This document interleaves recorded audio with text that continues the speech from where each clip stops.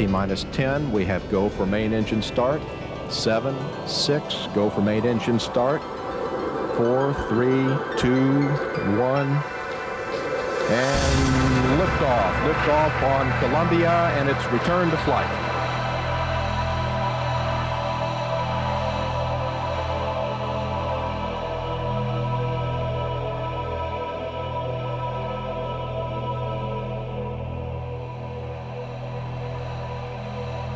You're kind of heads down when you're flying up and looking at your instruments.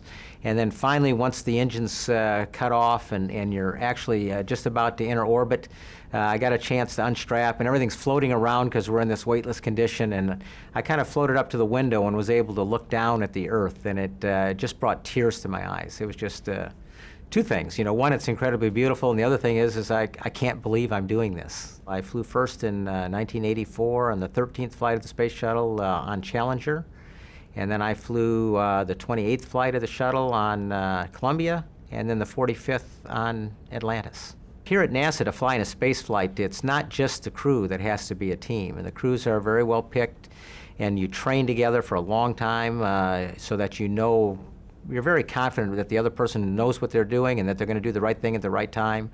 Our missions would not be successful if we didn't have the appropriate backups, and that includes everything from mission control to the managers that have to make decisions on landing sites and weather, things that we can't control or that we don't have any insight to. They make decisions for us, and then we go on and execute those. Main gear touchdown.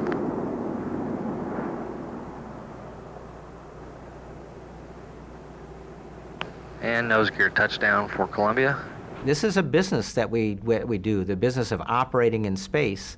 And operating a bank or a large business is not a whole lot different when it comes to the basics of building the team, making sure that the people are trained, they know what they're doing, and then they execute the decisions in the plan and go about and be the best they possibly can be.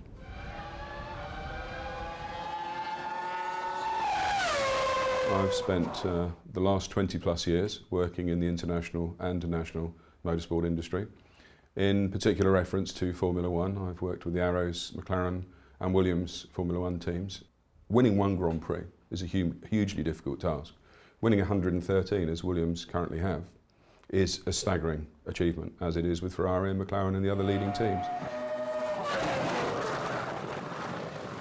And one of the interesting things that came out of talking to Jean Todt, the CEO of Ferrari and the head of the Ferrari F1 team, his comment to us was, never believe you can keep on winning.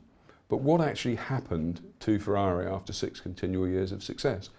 And his answer was very clear. He said, we actually didn't do anything wrong or anything different. The others just did it better.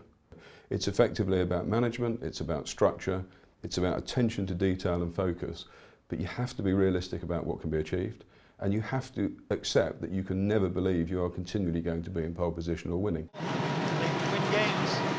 Brandon Graves makes the second. I consider myself a kid from the inner cities, the ghettos of New York City, and with a burning desire as a youngster to beat somebody, to do something special, and fell in love with sport. And through my passion with sport, allowed me to accomplish some good things individually in sport and join some great teams. Coach some great teams. As a manager and a coach, it is so important to believe in your players. Selfless management is the buzzword in sport right now. Selfless management means that it's not about you. It's not about the coach, it's not about the manager. It's about the people that you're managing and leading and helping them to attain the level of success that they can, their potential warrants, and helping them become the best that they possibly can be. There's an expression in basketball and sports in general that if you're number one, always train like you're number two. You know, at Royal Bank of Scotland, you all are very fortunate. You actually have a company that is concerned about you being the best that you can be as an individual. I've had the fortune of working with the training development department for several years now, and I'm really impressed with the way that they go about trying to find new talent and develop the talent that's already there so that the team becomes stronger within. This is a great thing. It's a unique thing. Appreciate it, do your best, and be the best that you can be. I've met all of these guys, and they made a fantastic impression on me, and I believe everyone else they've ever come into contact with. As I've got to know Dave more and more over the years, what I found was someone who resembled what Jim Collins would describe as a level 5 leader. Someone who's got fierce determination, sets very lofty goals and has great ambition, but at the same time is very humble, a very grounded individual, although he spends a lot of time in space, who's very easygoing with others and has great inner confidence, although he never presses himself on others. I've already learned a couple of great lessons from Richard. One is that you can never live in the past. Just because you've won the last race doesn't mean you're going to win the next race. Therefore, you've constantly be looking to improve everything that you do.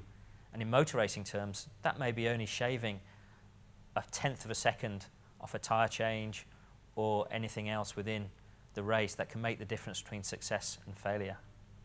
Another thing I've learned from Richard is to make quick decisions.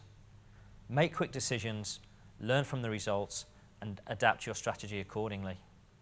For us in training and development and in the RBS, sometimes I think we ponder decisions too long, and therefore we miss the opportunity to make a difference. From the first time I met Jim, when he was a coach of the Sheffield Sharks, I knew I'd met a really special man. He always talked to me about Boondini Brown, having someone in your life who's there to pick you up at those moments when you lack belief and self-confidence. Boondini Brown was the man who stood on the shoulder of Muhammad Ali, reminding him that he was the greatest. Well, Jim has a saying that positive thinking is an infectious disease, and I like to surround myself with people with a fantastic attitude, people who get out of bed every day and understand they have a choice, and they make a positive choice about really making a difference to themselves, their family, those that they work with, and the customers they serve. What I love and admire about these people are their really strong beliefs, their really strong value sets that run through everything that they do, their fantastic, positive, can-do attitude, and that they're prepared to think big and dream big.